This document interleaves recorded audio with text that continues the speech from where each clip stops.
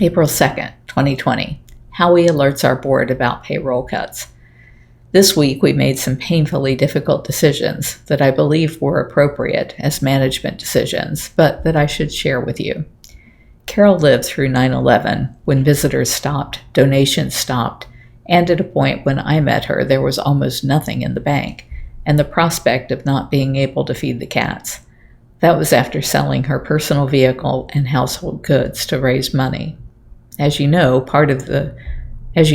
key part of the strategy all these years since has been to build reserves to be able to weather disaster, which we have done, but they only go so far. We feel we have to look at the worst case scenario, where the virus lasts longer and throws the country into a deep recession. That could create a situation like 9/11 where donations and tours stop. If we pare down to the bare minimum of staff and expenses that it would take to turn the sanctuary into what would amount to a private reserve where the only activity was caring for the cats, it still takes $1 million a year to operate, all of which would come from reserves in this worst-case scenario.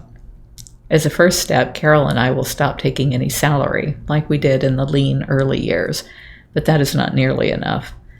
Right now, with tours canceled and shelter at home there, we have staff with little to do. The federal government, temporarily only through the end of July, has added $600 a week to Florida's normal $275 a week maximum. This approximates their full salaries, in effect being the equivalent of 3.5 months of severance. All of the staff who this affects have said they understand and want to continue with their volunteer duties. Nothing stops us from reassessing this in July and hiring people back if they are available. Meantime, we have restructured the duties of the other staff to focus primarily on cat care. I have been looking at the Small Business Administration's programs as well, which has a provision for hiring people back to qualify, but felt we need to act quickly, and my initial look was that this path was more generous for the staff. As you might imagine, dealing at the same time with the way we were betrayed by the producers of Tiger King has consumed enormous time and created stress, leaving less time for dealing with the virus plan and requiring a quicker decision.